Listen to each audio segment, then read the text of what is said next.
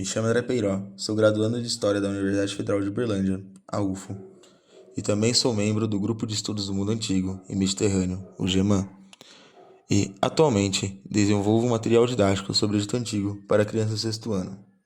Neste episódio do podcast Diálogos Olimpianos, irei apresentar alguns elementos desenvolvidos na tese de doutorado, os Shabbats reais e o desenvolvimento da vida após a morte egípcia, a realeza e a religião dos indivíduos, de Cíntia Alfieri Gama Roland, um trabalho extenso que nos ajuda a entender a complexidade e a evolução dessas figuras mágicas.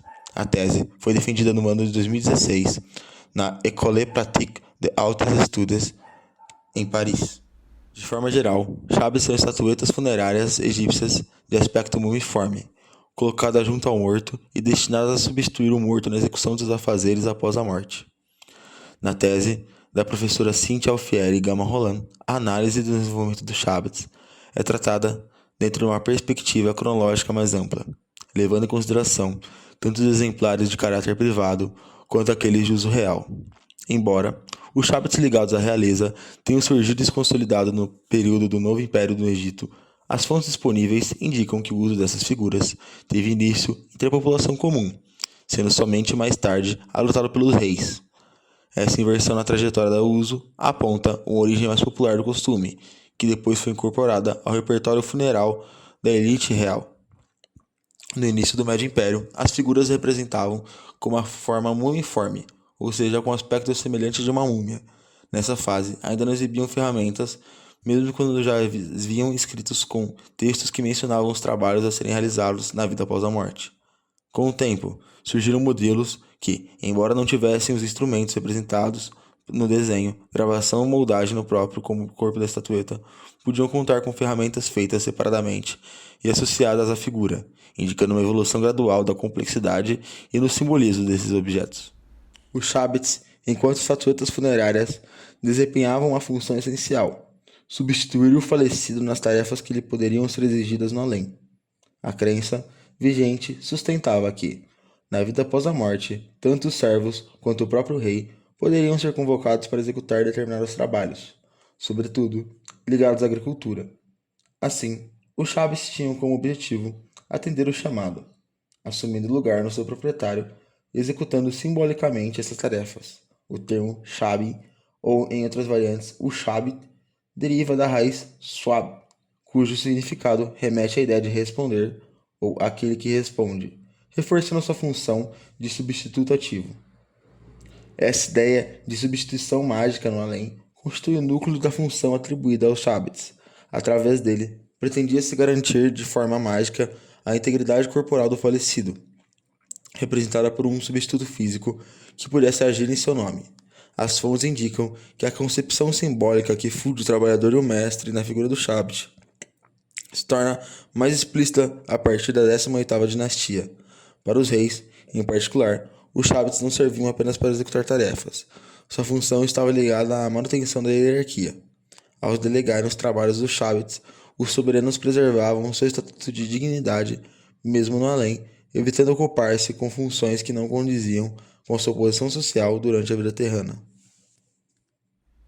A magia que tornava os Shabbats capazes de atuar como substitutos vinha principalmente dos textos escritos neles. O texto mais comum e crucial é uma versão do capítulo 6 do Livro dos Mortos. Este capítulo funciona como uma convocação para que a estatueta cumpra seu dever. A versão básica do feitiço é eloquente. Abre aspas. Os Shabbats de nome do falecido. Se eu for chamado, se eu for designado para fazer todos os trabalhos que são feitos habitualmente no Império dos Mortos, pois bem, o embaraço te será infligido lá, como alguém em sua tarefa, fecha aspas.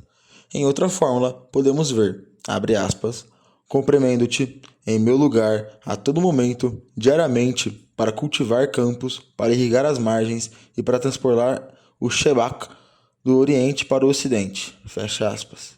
Em outra fórmula, ainda temos, abre aspas, eis-me aqui, dirás tu, fecha aspas.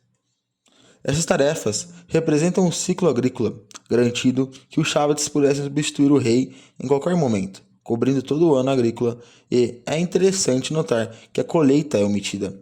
A resposta, eis-me aqui, a Ma'ak-Taná, é um ato de magia performativa. Os textos dos Shabbats reais do Novo Reino frequentemente incluíam epítetos, como o abre aspas, o iluminado, o Osíris, e, fecha aspas, abre aspas, o justo de vós, fecha aspas, o justificado, Mazar, associado ao rei falecido, a Osíris e ao sucesso no julgamento do além. Aí no capítulo 6 do Livro dos Mortos, existe um texto protocolar mais simples, com nome e título. A aparência dos Shabbats reais podia variar. Muitos eram uniformes, ligando o falecido Osíris, mas outros poderiam usar vestes dos vivos, possuindo detalhados penteados como as clássicas perucas egípcias, ou nemes, as toucas de faraó. Além de coroas e insígnias reais, também eram comuns. Muitas figuras carregavam ferramentas agrícolas, como a enxada e o sacho, reforçando a função de trabalhador. O uso de ferramentas agrícolas nos Shabbats reais só se tornou mais comum a partir da 19ª dinastia, embora Tutmós IV e Tutankhamon já a utilizassem. As ferramentas podiam ser portadas às mãos ou cestas, podiam ser representadas nas costas. A quantidade de Shabbats por enterro variou. No início do Reino Novo, a produção era pequena, mas aumentou significativamente para os reis como Amenópis II e Amenópis III, Sete I e notavelmente Tutankhamon, que teve mais de 400 Shabbats. A ideia de multiplicação parece ter começado com os reis no final da 18ª dinastia, um número padrão de 401, 365 trabalhadores mais 36 capatazes. Se estabeleceu a partir do terceiro período intermediário. Além de substituir o falecido nas tarefas do além, os Shabbats reais parecem ter acumulado funções adicionais de grande complexidade simbólica e espiritual. Para além do papel de trabalhadores substitutos, podiam também atuar como uma espécie de golem, ou imagem desdobrada do rei, permitindo que estivesse presente simultaneamente em diferentes contextos do além e da religião egípcia.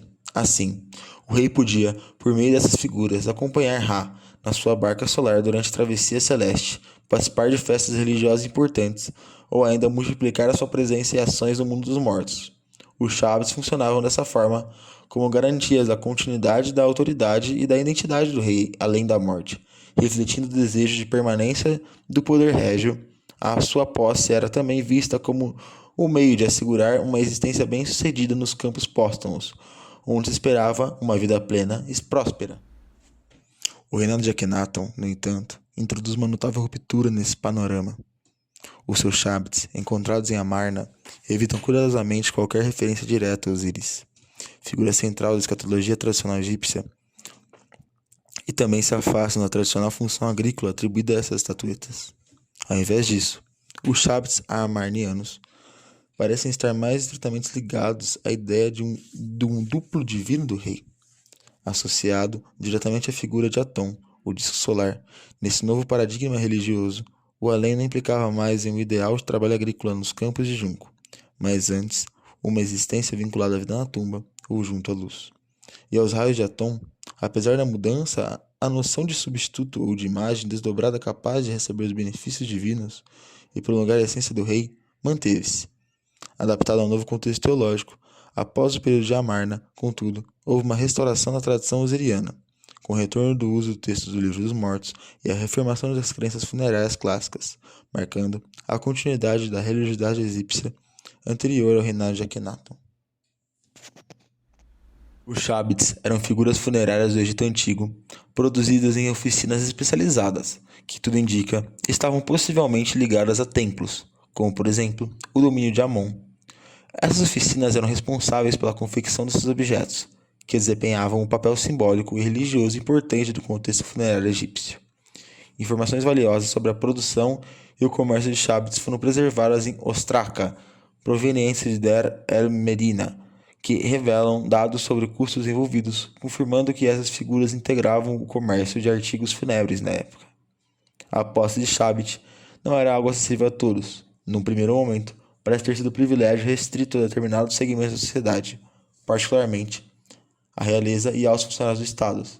Esses grupos gozavam de maior prestígio e recursos, e que lhes permitia adquirir e incluir Shabbats nos seus túmulos.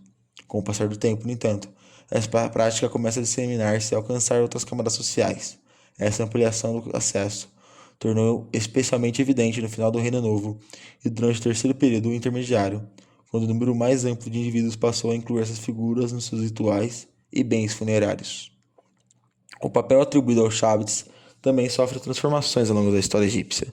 Inicialmente, figuras essas podiam apresentar o próprio falecido funcionando como um substituto simbólico, que assumia tarefas manuais no campo do além. Posteriormente, a função dos Shabbats vai sendo reinterpretada, e eles passam a ser vistos mais como servos que realizam esse trabalho em nome do morto, frequentemente sob a supervisão de um capataz. E a partir do Reino Novo, verificou-se uma tendência crescente à uniformização do estilo nos materiais utilizados na produção de Shabbats, sendo a fiança o material mais comum. Essa padronização reflete mudanças culturais e religiosas mais amplas no que diz respeito às crenças do além e à organização do ritual funerário egípcio. Com o passar dos séculos, o uso de Shabbats foi diminuindo. Eles ainda estavam presentes até o final da época baixa, mas aos poucos foram deixando de ocupar aquele papel central que já tinham tido nos rituais funerários do Egito Antigo. As crenças sobre o além começam a mudar, especialmente com o contato crescente com outras culturas, o que acaba afetando também os costumes funerários. Na virada mais clara, aconteceu durante o período ptolomaico, com a chegada do poder dos Lágnas, aquela dinastia de origem grega que começa a governar o Egito depois da conquista de Alexandre. Nessa época, vemos que grandes centros urbanos como Alexandria começam a abandonar a produção de Shabbats, e isso tem uma explicação. O velho conceito de um além agrícola, cheio de tarefas para os mortos realizarem, como plantar, irrigar e colher, vai perdendo espaço. A figura de Osíris continua presente, mas a ideia de que o morto teria que trabalhar após a morte não fazia tanto sentido para as novas gerações. Com isso, o Shabbat, que existia justamente para substituir os mortos nos trabalhos, acabam ficando meio sem função. Se ninguém mais acredita que havia trabalho a ser feito no além, por que incluir os servos mágicos nos enterros? Ainda assim, esses bonequinhos não desapareceram de uma hora para outra. É bem possível que eles tenham continuado a ser feitos por algum tempo, mesmo que apenas como tradição. Em algumas regiões ou camadas sociais mais conservadoras, eles talvez fossem vistos como uma forma de manter viva uma religiosidade antiga, mesmo que já não fizesse parte de uma crença plenamente ativa. E aí, com a chegada dos romanos, entra em cena outra dimensão, o fascínio pelo Egito. Os conquistadores ficaram encantados com a estética egípcia, com os templos, com os deuses, com os símbolos, e passaram a adotar muitos desses elementos, mesmo sem compreender os seus significados. E isso inclui os Shabbats, que passaram a ser usados como objetos decorativos ou simbólicos, mais ligados à moda do que à religião. Era um chamado estilo egipcizante, que se espalhou por várias partes do Império Romano. Ou seja, os Shabbats podem ter deixado de ser servos mágicos, mas continuaram a existir de forma diferente, como memória, como um símbolo e até como peça de coleção.